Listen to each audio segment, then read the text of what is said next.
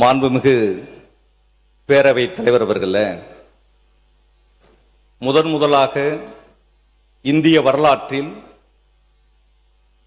நம் நாட்டினுடைய முன்னாள் ஜனாதிபதி ஒரு மரியாதைக்குரிய ராஜேந்திர பிரசாத் அவர்களால் 1952 திருவாளர் அம்பேத்கர் அவர்களால் கொண்டுவரப்பட்ட சட்டம் நிராகரிக்கப்பட்டதற்கு பிறகு 1989 முதலாக பெண்களுக்கு சொத்துரிமையில் பங்கு, பெண்களுக்கு வேலைவாய்ப்பில் ரிசர்வேஷன், பெண்களுக்கான மறுமண சட்டம் என்று பெண்களினுடைய வாழ்க்கையை இந்திய தேசியத்தில் அவர்களும் இந்த சமூகத்தினுடைய அங்கமாக ஆக்கிய மாபெரும் புரட்சியாளர், 6 முறை தமிழ்நாட்டை ஆண்ட கலைஞர் அவர்களினுடைய நினைவு நாளில் அந்த முத்தமிழ் அறிஞரை வணங்கி உலகமெல்லாம் எதிர்பார்த்த ஒரு மிகப்பெரிய விஷயம் இரண்டாவது உலகப் போர். அதற்கு பிறகு அதை போன்ற ஒரு போர் நடைபெற்றதில்லை. எல்லாரும் பேசப்படுகிற ஒரு பெயர் அடால்ஃப் ஹிட்லர்.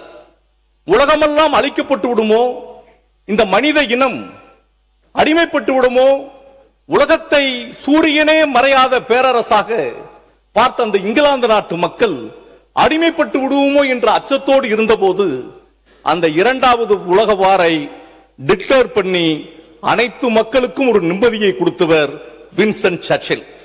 அந்த வின்ஸ்டன் சர்ச்சில் அவர்கள் 1945 உலகப் போர் முடிந்ததற்கு பிறகு நடைபெற்ற தேர்தலில் கிளைமண்ட் அட்லி அவர்கள், அவர் ஒரு பாரிஸ்டர், அவர் பெரிய நிபுணர், அவர் வெற்றி பெற்று விட்டார். அந்த கொலிஷன் கவர்மெண்ட்ல துணை பிரதமராக இருந்தவர். அப்போது கிளைமண்ட் அட்லியிடம் ஒரு கேள்வி கேட்கப்பட்டது.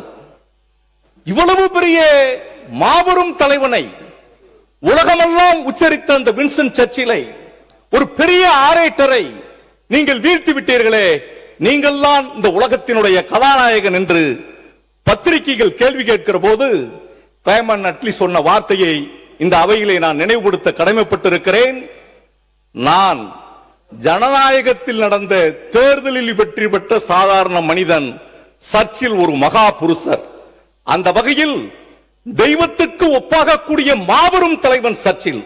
அவருடைய சாதனையை தேர்தலில் வெற்றி பெற்ற நான் எந்த இடத்திலும் வெற்றி பெற முடியாது என்று சொன்ன கிளைமண்ட் அட்லியினுடைய வார்த்தையை நினைவு கூர்ந்து, இந்திய ஜனநாயக வரலாற்றில் முத்துவேல் கருணாநிதி ஸ்டாலின் என்ற மகா புருஷனை, அந்த அவதார புருஷரை யாராலும் எந்த இடத்திலும் தேட முடியாத அளவிற்கு மாண்புமிகு மரியாதைக்குரிய நம்முடைய முதல்வர் அவர்கள் கிண்டியினுடைய மெட்ரோ பாலத்தில் போய் சேர்ந்தா பார்த்தாலும், நம்மளுடைய மெட்ரோ ரயிலில் போய் பார்த்தாலும், கோயம்பேடு பேருந்து நிலையத்தில் பார்த்தாலும், இந்த நாட்டில் எந்த திட்டங்களில் பார்த்தாலும் அதில் தமிழக வரலாற்றில், இந்திய வரலாற்றில் இத்தலைவனை போன்று யாரும் திட்டம் கொடுக்க முடியாது என்று தெய்வத்தை யாராவது பார்த்திருக்கிறீர்களா என்று கேட்டால், அணுவிலும் இருப்பார், தூணிலும் இருப்பார்,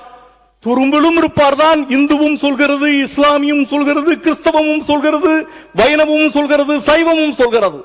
அதை போன்றுதான் தமிழ்நாட்டினுடைய அரசியல் தலைவன், உலகத் தலைவருக்கு ஒப்பான முத்துவேல் கருணாநிதியை எங்கும் தேட வேண்டாம், அவர் எல்லா இடத்திலையும் இருப்பார் என்பதை நினைவு கூர்ந்து, அச்சமில்லை, அச்சமில்லை, அச்சமில்லை, உச்சி மீது வானிடிந்து வீழுகின்ற போதிலும் அச்சமில்லை, அச்சமில்லை, அச்சமில்லை என்ற முண்டாசு கவிஞன் பாரதியினுடைய வரியை இன்றளவும் நினைவுபடுத்திக் கொண்டிருக்கிற எங்களினுடைய இளைஞர்களினுடைய வழிகாட்டி, இந்த தமிழகத்தை வழிகாட்ட போகக்கூடிய நட்சத்திரம், எங்கள் கட்சியினுடைய எதிர்கட்சியினுடைய தலைவர், எங்களுடைய அவை தலைவர் உதயநிதி ஸ்டாலின் அவர்களையும் வணங்கி, இந்த அவையில் என்னை ஒவ்வொரு முறையும் பக்குவப்படுத்திக் கொண்டு வார்த்தைகள் பேசுகிற போதும், படிக்கின்ற போதும், இந்த அவைக்கு நான் வருகிற போதும் எவ்வாறு பக்குவமாக நடந்து கொள்ள வேண்டும் என்று ஒரு தாய் உள்ளத்தோடு, தந்தை உள்ளத்தோடு என்னை அரவணைத்துக் கொண்டிருக்கிற எங்களுடைய அவையினுடைய துணைத் தலைவர் KN நேரு அவர்களையும், எங்களுடைய கொறடா மற்றும் முன்னணி தலைவர்களையும், மாண்புமிகு தமிழ்நாடு முதலமைச்சர், அமைச்சர் பெருமக்கள், சட்டமன்ற உறுப்பினர்கள், இங்கு அவையின் மாடத்தில் இருக்கிறவர்கள், உங்கள் அத்தனை பேருக்கும் என்னை தேர்தலிலே வெற்றி பெற செய்த மிகப்பெரிய ஒரு சரித்திர தலைவர், பெரிய பெண்ணியவாதி, பெரியாருடைய செயலை இன்றும் வழிநடத்தி கொண்டிருக்கிற ஒரு தாய்க்கோழியை போன்று பாதுகாத்துக் கொண்டிருக்கிற எங்கள் கழகத்தினுடைய துணை பொதுச் செயலாளர், நாடாளுமன்ற உறுப்பினர் கனிமொழி கருணாநிதி அவர்கள், எங்கள் மாவட்டத்தினுடைய மாவட்ட கழக செயலாளர் மாண்புமிகு முன்னாள் அமைச்சர் கீரா ஜீவன் அவர்கள், அனிதா ராதாகிருஷ்ணன் அவர்கள், கோவில்பட்டியினுடைய சட்டமன்ற உறுப்பினர் மற்றும் எங்கள் தொகுதியினுடைய வாக்காளர் பெருமக்கள், கழக உடன்பிறப்புகள் அவர்களுக்கும் இந்த நேரத்தில் என்னுடைய நன்றியை தெரிவித்துக் கொண்டு, இந்த பட்ஜெட்ல நானும் தேடி பார்க்கிறேன். முன்வரிசையில் இருக்கக்கூடிய மரியாதைக்குரிய அமைச்சர்களுடைய புத்தகங்களினுடைய பக்கங்கள் மிக அருமையாக இருந்தது. மேலே அட்டை பக்கம் அதை தேடி பார்க்கிறேன். முதலமைச்சர் அவர்களையும் பார்க்கிறேன், சட்டமன்ற உறுப்பினர்களையும் பார்க்கிறேன், ஆளுநர் கட்சியினுடைய அமைச்சர் அவர்களையும் பார்க்கிறேன். ஆனால் இருக்கிறதை போன்று தெரிகிறது, ஆனால் என் கண்ணுக்கு புலப்படம் இருக்கிறது. இப்படித்தான் இருக்கிறது இருக்கிறது என்பது தேடி போய் பார்க்கிற போது அதற்கு பேர் காணல் நீர் என்று சொல்வார்கள். அதே போன்றுதான் இந்த பட்ஜெட். ஏற்கனவே நாங்கள் என்ன திட்டங்களை எல்லாம் இங்கு கொண்டு வந்திருக்கிறோம். அமைச்சர் அவர்கள் அழகாக சொன்னார்கள். நிதியமைச்சர் அவர்கள், மாண்புமிகு எங்களுடைய முன்னாள் நிதியமைச்சர் தங்கம் தென்னரசு அவர்கள் மிக அருமையான கருத்துக்களை நாங்களும் ஏற்றுக்கொள்ளக்கூடிய அளவிற்கு சொல்லியிருக்கிறார். நாங்களும் நீங்கள் ஏற்றுக்கொள்ளக்கூடிய அளவிற்கு தான் என்னுடைய வாதத்தை நான் வைக்க விரும்புகிறேன். எங்களுடைய திட்டங்கள் அத்தனையும் நீங்கள் ஏற்றுக்கொண்டிருக்கிறீர்கள், அதற்காக நாங்கள் சந்தோஷப்படுகிறோம். உங்களுடைய பாசனத்துறையினுடைய அமைச்சர், உங்களுடைய அக்ரிகல்ச்சருடைய மினிஸ்டர், உழவர் பெருமகளுடைய இந்த திட்டத்தை இந்த பட்ஜெட்ல கொடுத்தார். சுழன்றும் ஏற்பின்பது உலகம், உழந்தும் உழவே தலை என்ற வள்ளுவனினுடைய வாக்குக்கேற்ப உழவு தொழிலுக்கு பின்னால் தான் அனைத்து தொழிலுக்குமே செல்கிறது. அந்த அளவிற்கு உழவு தொழிலில் எவ்வளவு சிறப்புகளை இந்த ஆட்சி கொண்டு வந்திருக்கிறது என்பதை நீங்கள் எடுத்து உங்களுடைய பக்கங்களை எல்லாம் வரிவிடாமல் நான் படித்து பார்த்தேன். அதுல நாங்க நுண்ணீர் பாசனம் சொல்லி எங்களுடைய அமைச்சர் எம்ஆர்கே அவர்கள் பட்ஜெட்ல, நம்மளுடைய வேளாண்மை பட்ஜெட்ல அவர் வாசிக்கிறார். அவருடைய பக்கத்தையும் எடுத்து பார்த்தேன். 1183 கோடி ரூபாய் பணம் ஒதுக்கீடு பண்ணியிருக்கிறாங்க. 3 லட்சம் ஏக்கர் பாசன பரப்பளவு அது பயன்பெறும் என்று சொல்லி இருக்கிறார். ஆனா உங்களுடைய பட்ஜெட்ல 735 கோடி ரூபாய் அதுக்கு நிதி ஒதுக்கீடு செய்திருக்கிறீங்க. ஒன்னு குறையும் ஒன்னுல கூடும். அதில் நீங்க துளி துளியாய் திட்டம், நுண்ணீர் பாசனம் துளி துளி என்னன்றா பார்த்தேன். அவர் என்ன சொல்லியிருக்கிறார், இவர் என்ன சொல்லியிருக்கிறார், எப்படி டெரிவேட் பண்றது, எப்படி கம்பேரிசன் பண்றதுன்னு சொல்லி அவர் சொன்ன விஷயம் drip irrigation, tube irrigation, sprinkler irrigation, sprayer irrigation, இதுதான் நுண்ணீர் பாசனம். இவங்களுடைய ஏதாவது துளி துளியா என்று சொன்னா வித்தியாசமாக இருக்குமோ அப்படின்னு பார்த்தா அதே விஷயம்தான் அதிலும் கொடுக்கப்பட்டிருக்கிறது. 1 லட்சம் ஏக்கர் மட்டும்தான் குறைவாக இருக்கிறது, வேற ஒண்ணுமே இல்லை. அதுக்கடுத்து பனை பாதுகாப்பு இயக்கம் நீங்க கொடுத்திருக்கிறீங்க. முன்னாள் அமைச்சர் கொடுத்திருக்கிறது பனை மேம்பாட்டு இயக்கம். ஏதோ ஒரு பெயர் மாற்றங்கள் எது இருந்தாலும் கூட இந்த விஷயங்களை எல்லாம் நீங்கள் எடுத்துக்கொண்டீர்கள். ஏன் மெயின் பட்ஜெட்டுக்கு போகாம அக்ரிகல்ச்சர் பட்ஜெட்டுக்கு போறேன்னா ஒரு விஷயத்தை நீங்க நல்லா புரிஞ்சுக்கிடணும். மாண்புமிகு அமைச்சர் அவர்கள் 10 கோடி ரூபாய் மண்புழு உரம் தயார் பண்ற கேபிட்டல் எக்ஸ்பெண்டிச்சருக்காக ஒதுக்கி இருக்குன்னு சொல்லிக்கிறீங்க. அதே கேபிட்டல் எக்ஸ்பெண்டிச்சரை மண்புழு உரம் தயார் பண்றதுக்காக போன ஆட்சியிலையும் ஒதுக்கி இருக்கிறார். நான் கேட்கிறேன், மாற்றத்திற்கான அரசு என்று நீங்கள் சொன்னீர்கள். இந்த நாடு எவ்வளவோ கனால் இரிகேஷன், எவ்வளவோ dam irrigation, WRD tank irrigation, tube irrigation என்று பல்வேறு இரிகேஷன். ஆனா எங்க ஊரு ரெயின்ஃபெட் இரிகேஷன். மாண்புமிகு நிதியமைச்சருடைய முன்னாள் நிதியமைச்சர் தங்கம் தென்னரசு அவர்களுடைய ஊரு ரெயின்ஃபெட் இரிகேஷன்.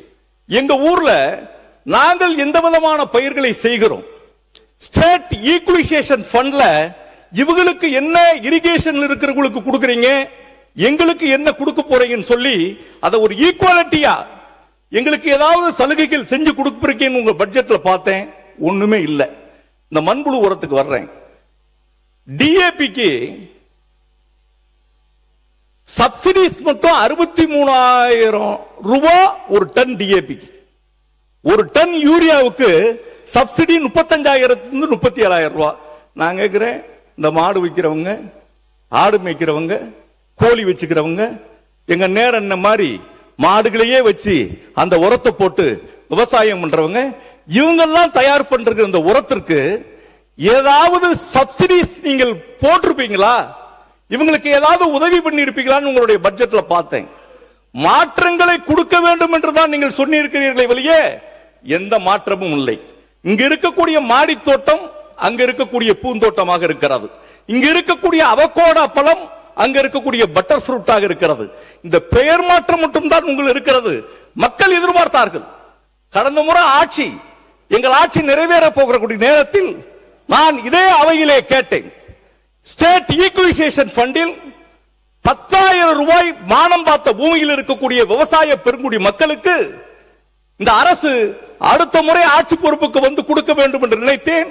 மக்கள் எங்களுக்கு கொடுக்கவில்லை. நீங்கள் விவசாய கடனை நாங்கள் முழுமையாக தள்ளுபடி பண்ணுவோம், நெல்லுக்கு ஆதார விலையாக 3,500 கொடுப்போம், கரும்புக்கு ஆதார விலையாக 4,500 கொடுப்போம், குதிரைவாலி, திணை, வரகு, பனிவரகு போன்ற மைனர் மில்லட்ஸ்க்கெல்லாம் நாங்க சப்சிடிஸ் பணம் கொடுப்போம், பல்சஸ்க்கு 2 மடங்கு விலை கொடுப்போம், மக்காச்சோளத்திற்கு குவிண்டாலுக்கு 500 ரூபாய் நாங்க பணம் கொடுப்போம். எப்படி உங்களுடைய வரி வரியாக 317 கோரிக்கைகளில் எங்கள் பகுதியில் பார்த்திருக்கக்கூடிய விவசாய மக்கள் நீங்கள் இரட்டிப்பாக 100 ஏக்கர் விவசாயம் வைத்தாலும் முதலமைச்சர் அவர்கள் இதற்கு முன்னால் இருக்கிற போது நாகப்பட்டினத்தில் பேசியிருக்கிறார்கள். விவசாயி என்றால் 1 ஏக்கர் விவசாயம் செய்திருக்கிற விவசாயி தான், 100 ஏக்கர் விவசாயம் பண்ணி இருக்கிற ஒரு விவசாயி தான், எல்லாருக்கும் ஒரே மாதிரி தானே இந்த விவசாய கடன் தள்ளுபடி விடும் என்ற கேள்வியை அவர் வைத்திருக்கிறார்.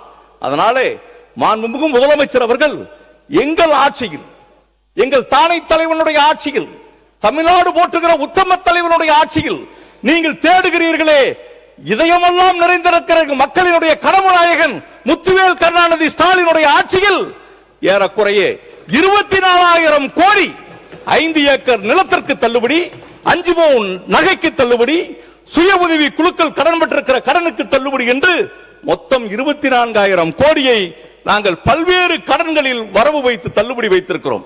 நீங்கள் அதையும் தாண்டி 50,000 கோடி தள்ளுபடி பண்ணுவீர்கள் என்று எதிர்பார்த்தார்கள். மானாவாரி நிலங்களுக்கு மார்க்கெண்டேயர் என்ன 10,000 ரூபாய் கேட்கிறது. அன்பு சகோதரர் விஜய் அவர்கள் ஆட்சி பொறுப்புக்கு வந்தால் அவர் 20,000 ரூபாய் மானாவாரி நிலங்களுக்கு கொடுப்பார் என்று மக்கள் எதிர்பார்த்தார்கள். ஆனால் விவசாயிகள் எல்லாம் இப்போது கண்ணீர் பிடித்துக் கொண்டிருக்கிறார்.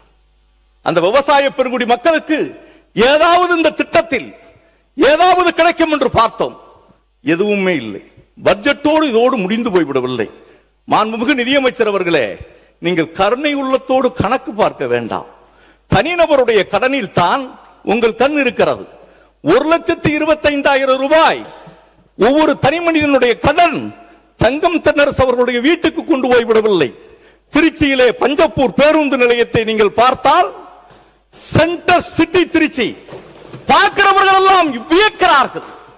கேளம்பாக்கம் பேருந்து நிலையத்தை வியக்கிறார்கள், கிண்டி பாலத்தை வியக்கிறார்கள், மெடிக்கல் கல்லூரிகளை அதிமுக கொண்டு வந்தோம் சொல்லியிருக்கிறோம், உங்களையும் நாங்கள் ஆதரிக்கிறோம், நாங்களும் கொண்டு வந்திருக்கிறோம், எங்களையும் ஆதரிக்கிறோம்.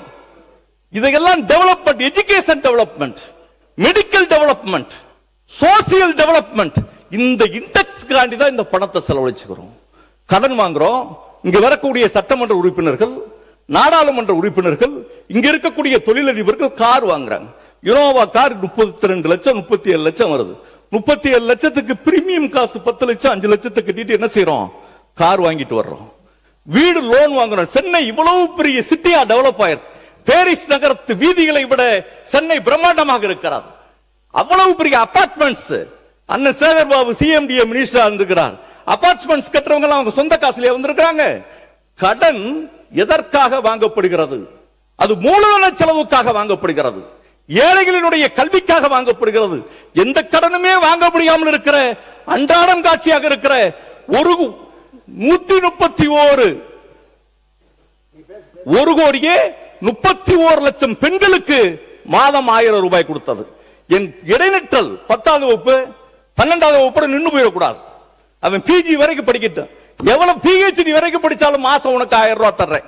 நீ எவ்வளவு வரைக்கும் படிச்சாலும் தமிழ் புதுமை பெண் திட்டம், எவ்வளவோ திட்டங்களை அள்ளி கொடுத்த அந்த நாயகன், அந்த பட்ஜெட் எல்லாம் இங்க ஏதாவது இருக்குமா? உறுப்பினர் 14 நிமிஷம் பேச வச்சிருக்கேன், 2 நிமிஷத்துல முடிச்சிருங்க. நீங்க இதுவரைக்கும் நல்ல, நான் என் கூட சட்டமன்ற உறுப்பினராக இருந்தவர் அண்ணன் JCD பிரபாகர், அவரை போன்ற ஒரு பண்பாளராக இருக்க வேண்டும் தான் நான் நினைச்சேன். சில நேரங்கள்ல தூத்துக்குடி மண்ணுக்கே இருக்கக்கூடிய வேகம், கொலை வாளினை எடுடா கொடியோர் செயல் அறவே, கொலை வானிலை எடுடா, நம்ம கொலவாளினை எடுக்குன்னு சொல்லி நீ உள்ள பிடிச்சு போட்டுறாங்க, கொஞ்சம் பார்த்துக்கங்க. பாவேந்தன் பாரதிதாசனுடைய வரிகளை நான் நினைவுபடுத்த விரும்புகிறேன். கொலை வாளினை எடுடா பெரும் கொடியோர் செயல் அறவே, பாரதிதாசன் சொன்னார். அந்த பாரதிதாசன் தான் சொன்னார், இருட்டறையில் உள்ளதடா உலகம், பூட்டிய இரும்பு கூண்டின் கதவு உடைக்கப்பட்டது, சிறுத்தையே உன்னை எலியனை இகழ்ந்த ஒரு மத்தியில் சிம்புட்பறவையே சிறையை விரி வெளியில் வா என்று கேட்டார். ஆம், அந்த பாலை சிறைச்சாலையில் தான் இந்துக்கள்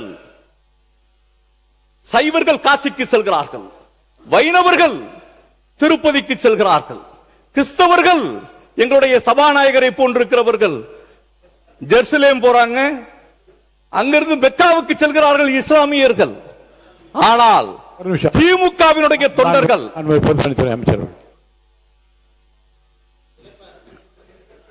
கொஞ்சம் இளைப்பாங்க. மாண்புமிகு பேரவைத் தலைவர்களே, பாரதிதாசனுடைய கோட்டை சொன்னார் அவரு வரிகளை. எங்களுடைய மாண்புமிகு முதலமைச்சருடைய ஆட்சி 2026க்கு வருவதற்கு முன்பு அதே பாரதிதாசன் கவிதைகள் வரியில் எங்களுடைய பிரச்சாரம் இருந்தது. ஓடப்பனாய் இருக்கும் ஏழையப்பன் உதயப்பன் ஆகிவிட்டால் ஓர் நொடிக்குள் ஓடப்பன் உயரப்பன் எல்லாம் நிலை மாறி ஒப்பப்பர் ஆகிவிடுவார். இதுதான் எங்களுடைய ஆட்சி.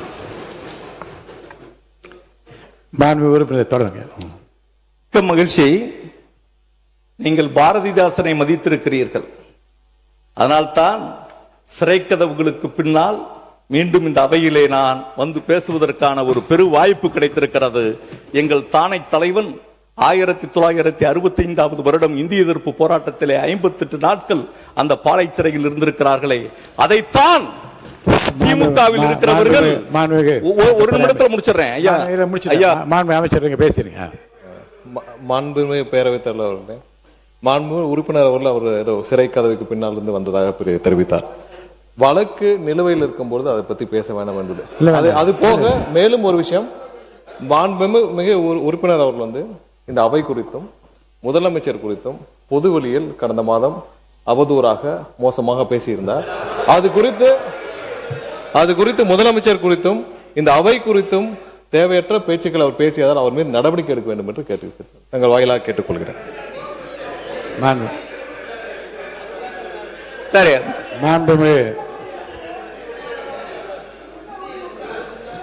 சரி, சட்டத்துறை அமைச்சர் எதற்காக சொல்லியிருந்தால், காலையிலேயே சட்டமன்ற உறுப்பினர் மீது நாங்கள் ஒரு கடிதத்தை கொடுத்திருக்கோம், சபாநாயகர் தெரிவிப்பாருங்கிறத நாங்கள் பதிவு பண்றோம். மாண்புமிகு பொதுப்பணித்துறை அமைச்சர் காலையில் என்னை சந்தித்து, மாண்புமிகு சட்டமன்ற உறுப்பினர் வெளியில் பேசிய பேச்சு அவையின் மாண்பை குறைப்பதாகவும் அச்சுறுத்தல் விளைவிப்பதாகவும், அது சட்டமன்ற மாண்பினை குறைப்பதாக இருப்பதாகவும் அவர் மீது நடவடிக்கை எடுக்க வேண்டும் என்று ஒரு கடிதத்தை அவர் கொடுத்திருக்கிறார். அவர் மட்டுமல்ல, மாண்புமிகு உறுப்பினர் அவர்கள் இங்கே அவையில் ஒரு சிறப்பான கருத்துக்களை நல்லா பேசிக் கொண்டிருக்கிறார். ஆனால் வெளியில் ஒரு பொதுக்கூட்டத்தில் அவருடைய பேசிய பேச்சை அனைவரும் ஊடகங்களிலே நீங்கள் பார்த்திருப்பீர்கள். அந்த பேச்சு முடிந்தவுடன் அந்த வன்முறை பேச்சுக்காக அவர் மீது நடவடிக்கை எடுக்க வேண்டும் என்று பொதுமக்கள் பல பேர் பேரவைத் தலைவர் எனக்கு கடிதமும் எழுதியிருந்தார்கள். தொலைபேசி மூலமாகவும் எப்படி நீங்கள் சும்மா இருக்க முடியும் என்றெல்லாம் கேட்டார்கள். நிருபர்கள் பத்திரிகையாளர் கேட்கிற போது கூட இந்த வளாகத்திற்குள்ளே நடந்த சம்பவங்களிலே என் அனுமதி பெற்று கைது செய்யப்படுவது எப்படி என்பதை பற்றியான விளக்கமாக நான் தெரிவித்தேன். ஆனால் இதில் மிகவும் மனமும் வருந்துகிற ஒரு செய்தி என்ன என்றால், மாண்புமிகு உறுப்பினர் இந்த அவையில் இப்போது எல்லோரும் ஆளுங்கட்சியை சேர்ந்தவர்கள் எல்லாரும் ரொம்ப உன்னிப்பாக அவருடைய பேச்சை ஆர்வமாக கேட்கக்கூடிய அளவுக்கு இங்கே தரமான ஒரு பேச்சாக பேசுகிறார் என்று பார்த்து கொண்டு இருக்கிறோம். ஆனால் வெளியில் அவர் பேசிய பேச்சு என்பது என்னை போன்ற உங்களை போன்ற அனைவருடைய மனதினை வருத்தத்தை ஏற்படுத்தியது. என்ன சொன்னார்னா, சட்டமன்றத்துக்குள்ள வச்சு பார்த்துக்கிறோம்டா, நாங்கள் என்ன கோமாளி பயன் நினைச்சிட்டு இருக்கியா? சட்டமன்றத்தில் நாம பயந்து ஓடணுமா? பேய் அடிச்ச மாதிரி சட்டமன்றத்தில் உட்கார்ந்துகிட்டு இருந்த தமிழ்நாட்டினுடைய முதலமைச்சர் கொத்து பரோட்டா, இருங்க படிக்கிற கொத்து பரோட்டா போல. என்னடா கொத்து பரோட்டா? உன்ன மாதிரி ஆயிரக்கணக்கான, இருங்க கொஞ்சம் இருங்க சார், எவ்வளவு எவ்வளவு கேவலமா பேசினேன். இவன் மந்திரிகள் அத்தனை பேரும் குற்றவாளிகள், இவன் தான் ஊழலுடைய மொத்த உருவம் தமிழ்நாடு முதலமைச்சர். இதுதான் அவருடைய பேச்சினுடைய ஒரு சாராம்சம். நான் என்ன சொல்றேன், இருங்க, இது குறித்து ஏற்கனவே வழக்கு பதிவு செய்யப்பட்டு வழக்கு நீதிமன்றத்துக்கு உள்ள நான் போகல. அதில் எந்த காலகட்டத்தில் பேசினார், எதுக்காக பேசினார் என்பதை பற்றியால் நான் விவாதிக்க விரும்ப, அது முறையும் அல்ல. ஆனால் சட்டமன்றத்துக்குள்ளே வைத்து உனக்கு எலும்பு இருக்காது என்று ஒருத்தர் சொன்னால் அது நியாயம்தானா என்று யோசிங்க. ஆபாசமான பேச்சும் ஆபத்தை விளைவிக்கிற பேச்சும் வன்முறையை தூண்டுகிற பேச்சுக்களாலே நம்ம என்ன சாதிச்சு விட முடியும்? தமிழ்நாட்டு இருங்க சார், இப்படி குறுக்க பேச தயவுசெய்து பேசி முடிச்சிடுறேன். வழக்கு நிலுவையில் இருக்கிறது. வழக்குக்குள்ளே நான் போக விரும்பவில்லை. ஏன் பேசினார், எந்த சந்தர்ப்பத்தில் பேசினார், எதை பேசினார் என்பதை பற்றிய விவரங்கள்லாம் வரும். ஊடகங்களிலே வந்த செய்தி, பல ஊடகங்களிலே நான் வெரிஃபை பண்ணி தான் இதை சொல்கிறேன். மாண்புமிகு முதலமைச்சரை பற்றியும் அவருடைய எலும்பை உடைப்பு என்று சொன்னபடி வன்னியரசு மாண்புமிகு அமைச்சர் வன்னியரசு கூட அடுத்த நாள் எல்லாருக்கும் எலும்பு இருக்குன்னு ஒரு அறிக்கை கொடுத்தார். அப்போ ஒருத்தருக்கு ஒருத்தர் விரோதங்களை வளர்ப்பதும் வன்முறையை தூண்டுவதும் இந்த அவைக்கென்று ஒரு மாண்பு இருக்கிறது. இந்த அவைக்குள்ளேயே அதை நடத்துவேன் என்று சொல்லி காட்டுகிற அந்த சொல்லாடலும், அது குறித்து அவர் பேசிய அந்த வேகமும், இருங்க இருங்க இருங்க இருங்க இருங்க இருங்க இருங்க நீ இருங்க நான் இருங்க நான் அப்ப நான் என்ன சொல்றேன், இருங்க அப்ப இருங்க இருங்க நான் என்ன முடிவுக்கு வரேன். இல்ல நீங்க இது அவர் பேசியது நியாயம் என்று நீங்கள் வாதிடுவீர்கள். ஆனால் ரெண்டு விதமான நடவடிக்கை என் முன்னாலே இருக்கிறது. அவையிலேயே அவர் மீது என்ன நடவடிக்கை எடுக்கலாம் என்று கேட்டு பெரும்பான்மை வைத்து நடவடிக்கை என்ன வேணாலும் எடுக்கலாம், அல்லது உரிமை குழுவுக்கு அனுப்பலாம். என்னை பொறுத்த வரைக்கும் முறையான விசாரணை நடைபெற்று அவரிடம் விளக்கம் கேட்க பெற்று அதற்கு பின்னாலே என்ன செய்யலாம் என்ற அந்த முடிவோடு தான் இங்கே அமர்ந்திருக்கின்றேன். பொதுவாகவே இந்த ஆபாசமான பேச்சும் அல்லது அருவருக்கத்தக்க வன்முறை பேச்சுகளும் தவிர்க்கப்பட வேண்டும் என்று தமிழ்நாட்டு அரசியலில் ஒரு இலக்கணமாக அடிப்படையாக இருக்க வேண்டும். ஏனென்று சொன்னால் நான் ஒரு செய்தியை இங்கே சொல்வது பொருத்தமாக இருக்கும் என்று கூட கருதுகின்றேன். இருங்க சார், கேளுங்க. ஒரு செய்தியை பொருத்தமான ஒரு நிகழ்வை உங்கள்கிட்ட சொல்றேன். நான் அனைத்து இந்திய அண்ணா திராவிட முன்னேற்ற கழகத்தில் இருந்து சில காலம் தமிழ் மாநில காங்கிரஸில் இருந்தேன்.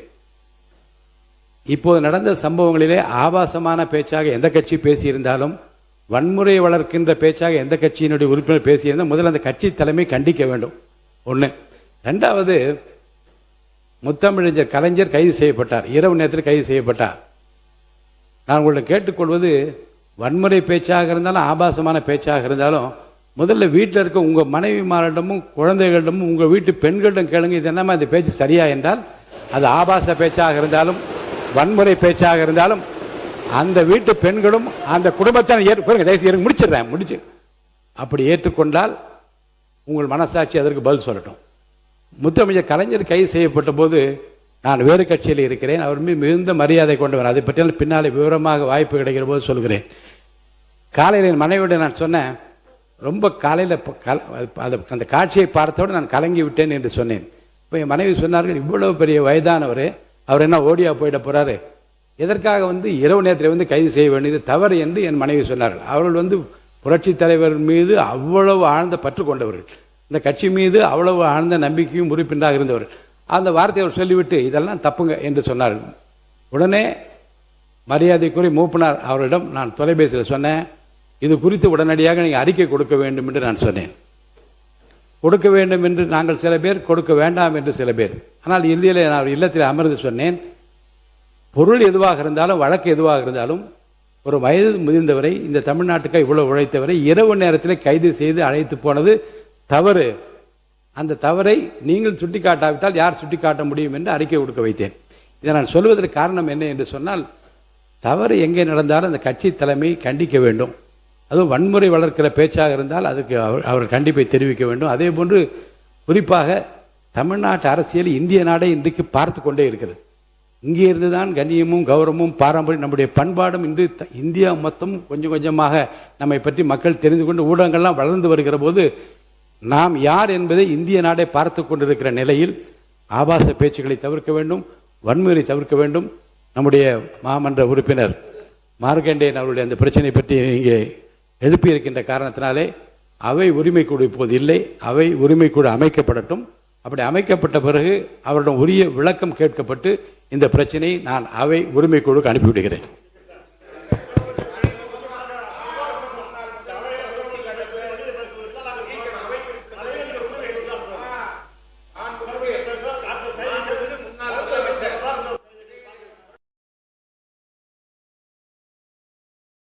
என்ன என்ன என்ன என்ன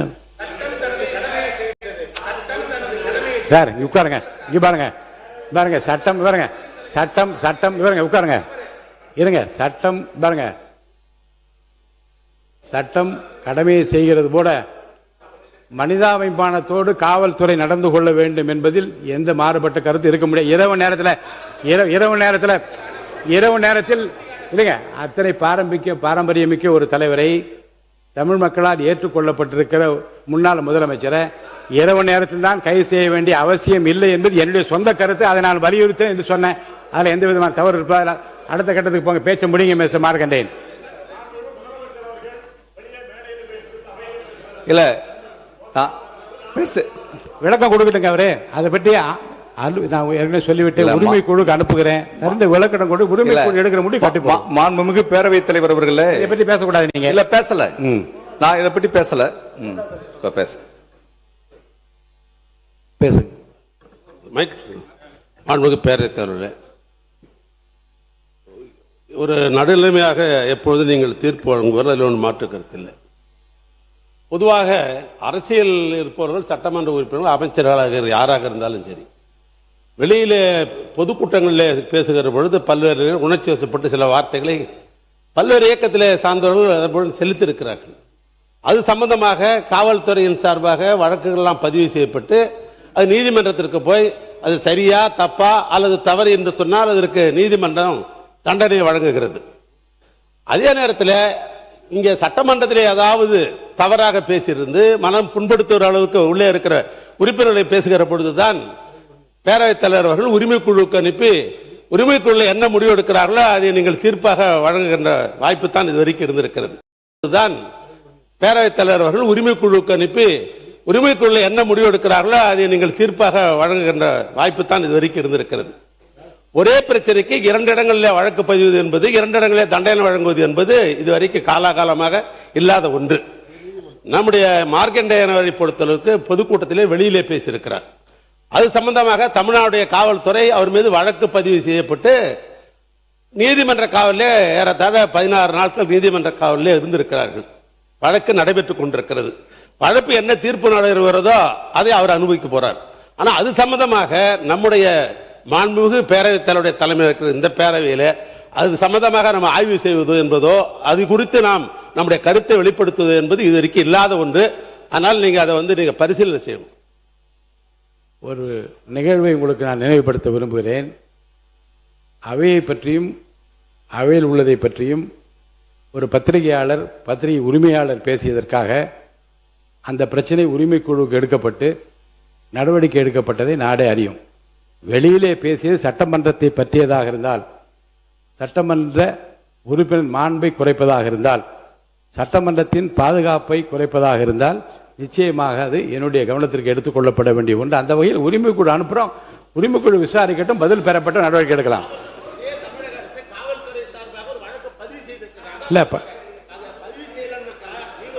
இல்ல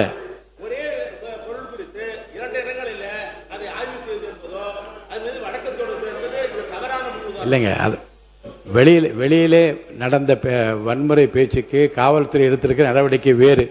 இங்கே நாம் எடுக்கிற நடவடிக்கை இந்த சபையின் மாண்பை குறைக்கின்ற வகையில் உறுப்பினர் பேசியிருக்கிறாரா இல்லையா என்பதை பற்றி மட்டும்தான் என்னுடைய ஆய்வுக்கு உட்படுவது.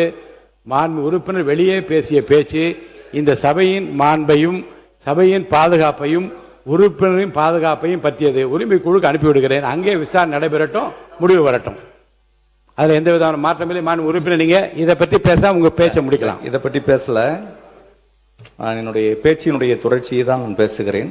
இருந்தாலும் கூட மாண்புமிகு பேரவைத் தலைவருடைய உங்களுடைய அட்வைஸ், எங்களுடைய மாற்றான் தோட்டத்து மல்லிகைக்கும் மனம் உண்டு என்ற மிகப்பெரிய வரிகளுக்கு சொந்தக்காரர் பேரறிஞர் அண்ணா.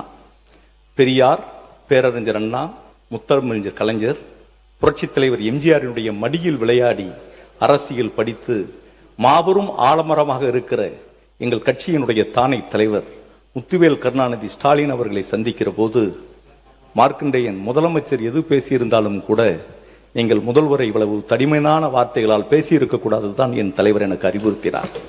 அதை போன்று என்னை சிறைச்சாலையிலே பார்க்க வருகிற போது எவ்வளவு மாற்று அரசியல் கருத்துக்கள் இருந்தாலும் கூட எங்கள் எதிர்க்கட்சியினுடைய தலைவர் மிகப்பெரிய போராட்டக்காரத்துக்கு சொந்தக்காரர், ஈட்டியே இதயத்தில் பாய்ந்தாலும் அதை எடுத்துவிட்டு ஓடுகிற வல்லரசுக்கு சொந்தக்காரர் உதயநிதி ஸ்டாலின் என்னை சிறைச்சாலைகளை பாளையங்கோட்டையில பார்க்கிற போது நீங்கள் முதலமைச்சரை இந்த அளவுக்கு பேசியிருக்க வேண்டாம் என்பது தான் சொன்னார்.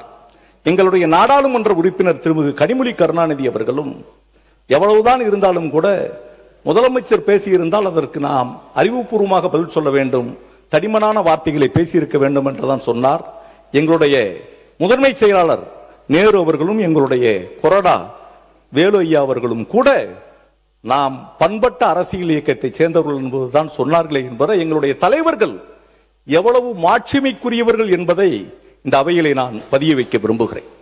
அதே நேரத்தில் எங்களுடைய ஊருக்கு சொந்தக்காரன், என்னுடைய தொகுதியில் பிறந்து வளர்ந்த வீரபாண்டிய கட்டபொம்மன் பிறந்த ஊரிலே நான் பிறந்தவர்.